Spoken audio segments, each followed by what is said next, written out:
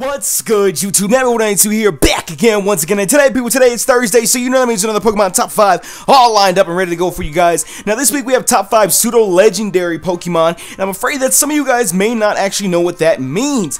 To help you guys out a little bit more, I included a link to a Bulbapedia post all about Pseudo-Legendaries, what's the requirement, all that crap, because there is a common misconception in the Pokemon community about what a Pseudo-Legendary is, primarily because Pseudo-Legendary is a fan-made term. It is not acknowledged or confirmed by Nintendo or Game Freak or whoever the hell you want to talk to. But as of right now, there are only 7 Pseudo-Legendary Pokemon. In order of appearance, we have Dragonite, TYRANITAR, Salamence, Metagross, GARCHOMP, HYDREIGON, and the newest one is Goodra. So like I said, there's going to be a link in the description. You can check it all out and all that shit, but I figured I'd let you guys know this before we actually get started with Top 5 this week. But besides that, you guys, this Top 5, as well as any Top 5 that I do, is 100% opinionated, meaning that if you don't agree with it, then by all means leave your own Top 5 Pseudo-Legendary Pokemon in the comment section below. So, minute-long introduction. Let's get into this week's Top 5. Beginning our countdown this week, we have what I feel is probably a fan favorite, GARCHOMP. Now, GARCHOMP for me, I really like GARCHOMP, don't get me wrong. I like him, I like his color scheme, I like his design, I like the idea of what he is. He's a land shark Pokemon. Like, it just screams aggression. A lot of people don't like him more specifically than other pseudos just because he specializes in attack. Like, each pseudo has their own thing that they specialize in. He's attack and speed, so he basically just destroys damn near everything in front of him. Unless something with an ice-type move can outspeed him, GARCHOMP is gonna do some heavy damage to it. Well, with the exception of fairies now in 6th gen being completely immune to dragons, which I think is stupid, but that's neither here nor there. But yeah, GARCHOMP, I just like the pure power, the pure essence of him. He's just like power personified. I don't want to just say power over and over again and call him a badass or anything like that, but I mean, he's sick as fuck.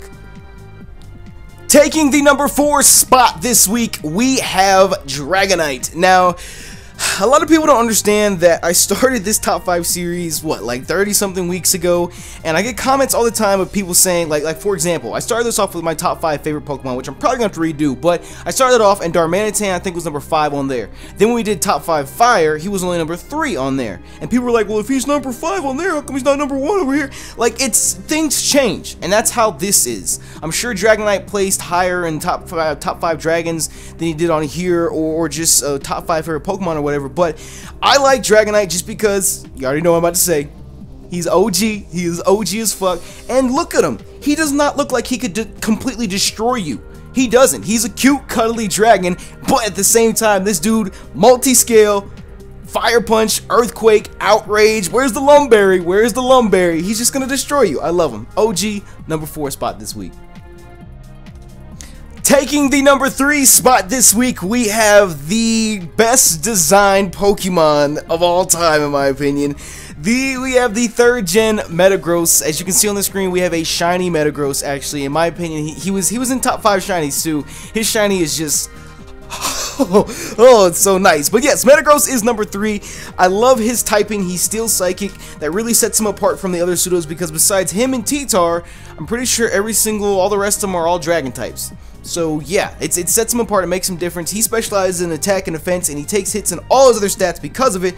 But besides that, Metagross is extremely powerful. His design is just completely badass. I'm sorry if you're tired of hearing me say that week after week, but it's completely badass. The shiny is off the fucking chain. I mean, look at this dude. Look at this dude. How can you say you don't like Metagross? And just because I said that, there's going to be that one dick in the comment section that says, I don't really like Metagross. But anyways, he's number 3 this week. Coming into the number 2 slot this week, we have even more power. Even more power.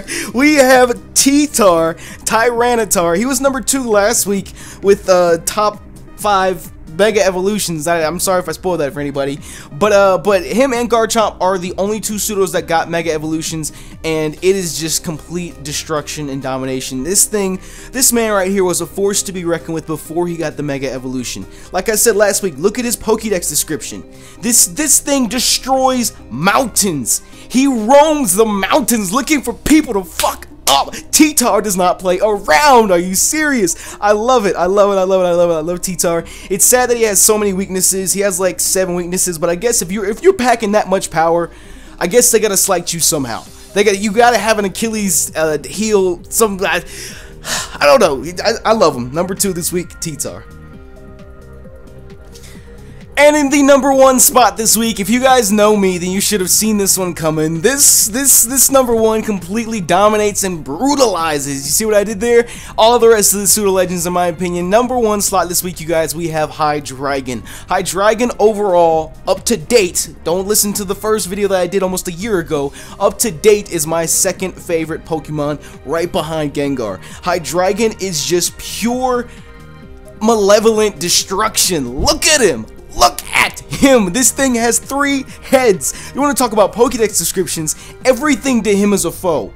Everything he will go after. I don't care if you're a T-Tar. Fucking HYDREIGON will take it on. I love him. I love him so much. His typing, Dark Dragon. Excuse me. Excuse me. Excuse me. Again, fairies. Fuck fairies, man. What can I say? Anyways, HYDREIGON, easily number 1. I love him so much. His shiny is purple too. Woo! Number 1.